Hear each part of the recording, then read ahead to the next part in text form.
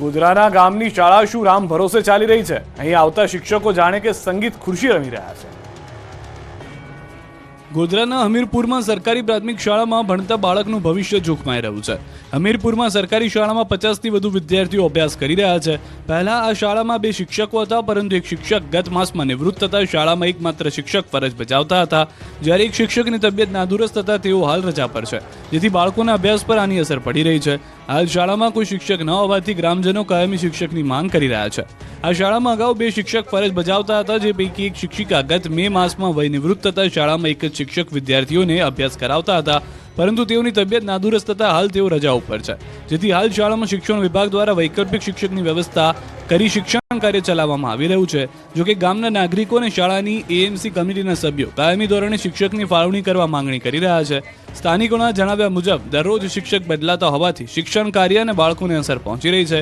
આ અંગે તાલુકા પ્રાથમિક શિક્ષણ વિભાગમાં પણ એએમસીના સભ્યોએ લેખિતમાં રજૂઆત કરી છે. ગ્રામજનોના જણાવ્યા મુજબ હાલ જે કાયમી શિક્ષક રજા પર છે, જે પણ આગામી ટૂંક સમયમાં વય નિવૃત્ત થવાના છે, જે બાબતને ધ્યાનમાં રાખી સત્વરે કાયમી ધોરણે શિક્ષક ફાળવવામાં આવે.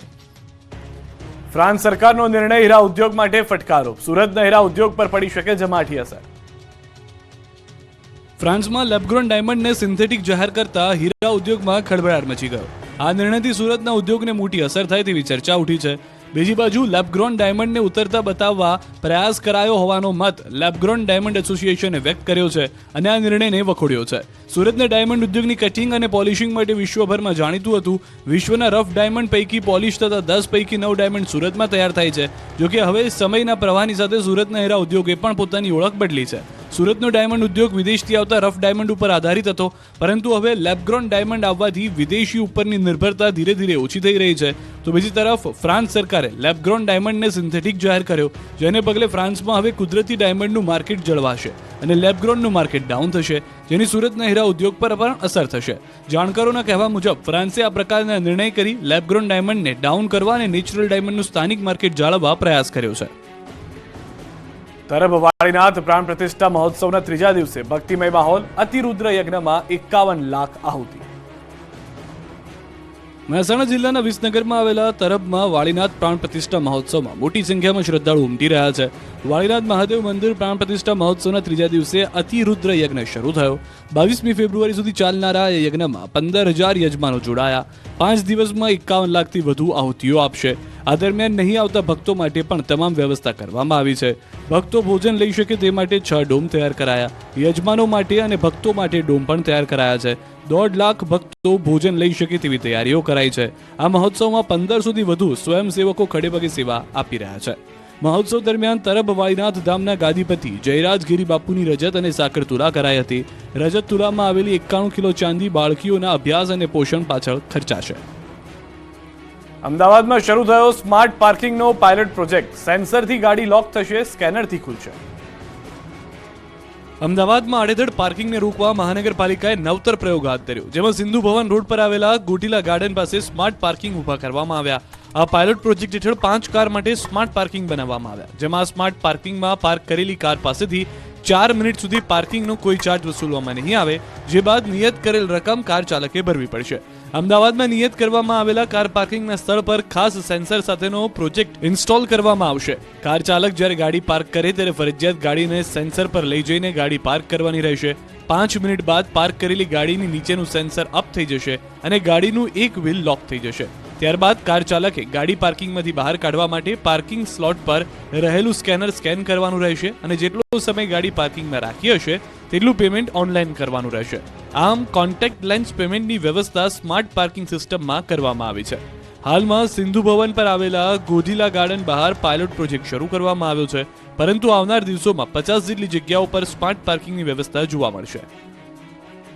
વલસાડમાં રામાયણ પર અનોખી પરીક્ષાનું આયોજન. 7,000થી વધુ બાળકોએ લીધો ભાગ.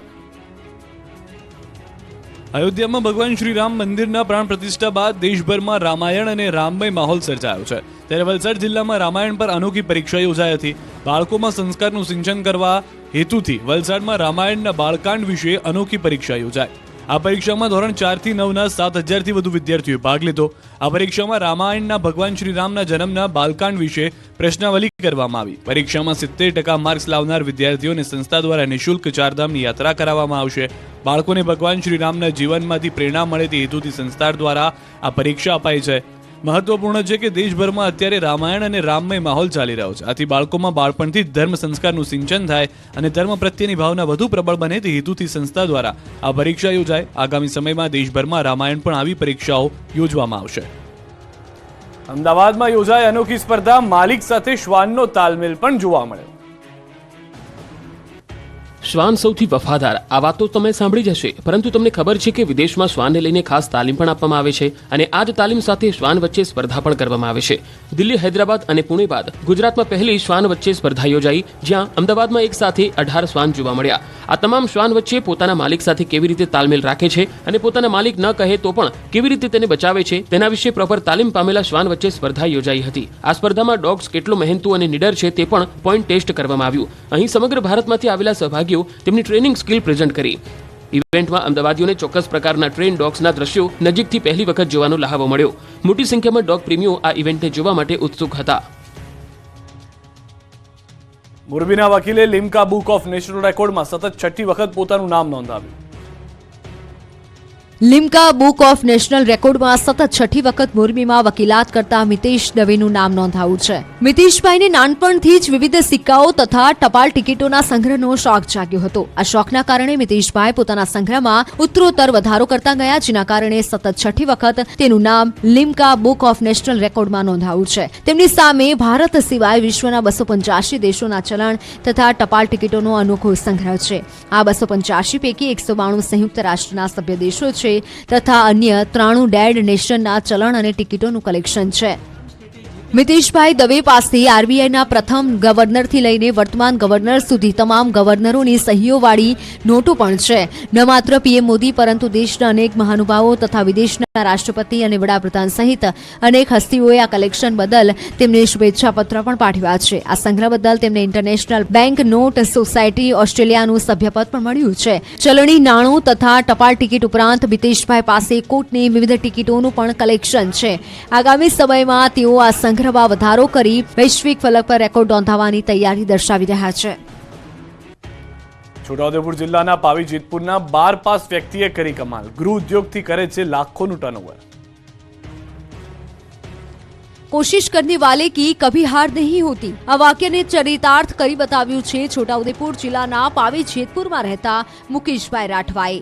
પાવી જેતપુરના મોટી અમરોલ ગામે રહેતા મુકેશભાઈ 12મું પાસ છે. ઓછા અભ્યાસના કારણે તેમના જીવનમાં ઘણો સંઘર્ષ તેમને કર્યો છે. આકરા સંઘર્ષ બાદ આખરે મુકેશભાઈએ સફળતાના શિખરો સર કર્યા. ગુજરાતમાં જુદી જુદી જગ્યાએ 9 વર્ષ નોકરી કર્યા બાદ મુકેશભાઈએ પોતાનો બિઝનેસ શરૂ કરવાનું નક્કી કર્યું. પોતાના ગામ પરત ફરી મુકેશભાઈએ ફૂડ પેકેટિંગનો ગૃહ ઉદ્યોગ શરૂ કર્યો.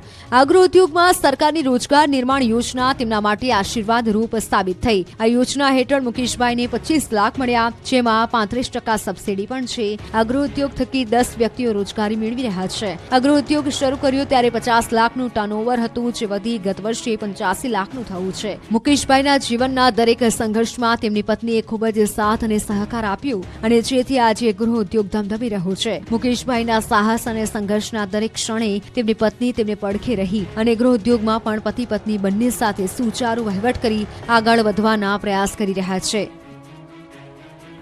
અમદાવાદમાં એન્જિનિયરિંગ કોલેજના વિદ્યાર્થીઓ એક ખાસ ડિવાઇસ તૈયાર કર્યું. ભૂકંપ, આગ જેવી આફતોનું એલર્ટ આપશે. ભૂકંપ કે આગ અકસ્માત જેવી કોઈ પણ આફત આવવાની હોય અને તે પહેલા જ આપણને એલર્ટ મળી જાય તો હજારો લોકો, લાખો લોકોની જિંદગી બચી જાય તેવી શક્યતા છે. આવું જ કોઈક એલર્ટ આપતું કમાલનું ડિવાઇસ ગવર્મેન્ટ પોલિટેકનિકના એન્જિનિયરિંગના વિદ્યાર્થીઓએ બનાવ્યું છે. એક સાથે અનેક આફતો સામે એલર્ટ આપતું આ ડિવાઇસ અનેક રીતે ઉપયોગી છે. 4 વિદ્યાર્થીઓ સાથે મળીને આ ડિવાઇસ તૈયાર કરેલું છે. ભૂકંપ જેવી આફત આવવાની હોય ત્યારે કંપન ઉત્પન્ન થાય છે. નજીવા વાઇબ્રેશનનું પણ આ ડિવાઇસમાં લાગેલું સેન્સર એલર્ટ આપે છે. જ્યારે પણ કોઈ ભૂકંપ આવવાનો હોય ત્યારે સૌપ્રથમ નજીવું કંપન આવે છે અને ધીરે ધીરે તેની તીવ્રતા વધે છે. આ ડિવાઇસમાં લાગેલા સેન્સરથી સામાન્ય કંપન પરથી જ એલર્ટ મળી જશે, જેથી કરીને અગમચેતીના ભાગરૂપે જે તે બિલ્ડિંગમાં લોકોને ખસેડી શકાય. આવી જ રીતે આ ડિવાઇસ આગ અકસ્માતમાં પણ કામ લાગે છે. ફાયર જેવી કોઈ પણ પ્રકારની આફતને પણ આ ડિવાઇસમાં લાગેલું સેન્સર ડિટેક્ટ કરી લે છે, જેથી કરીને મોટી આગ અકસ્માતની હોનારતથી લોકોને બચાવી શકાય એમ છે. મહત્વની ખાસિયત એ છે કે આ ડિવાઇસ મોબાઈલ સાથે સાથે પણ કનેક્ટ કરી શકાય છે, જેથી કરીને કોઈ પણ પ્રકારની આફતનું એલર્ટ જે તે વ્યક્તિના મોબાઈલ પર પણ મળી શકે છે.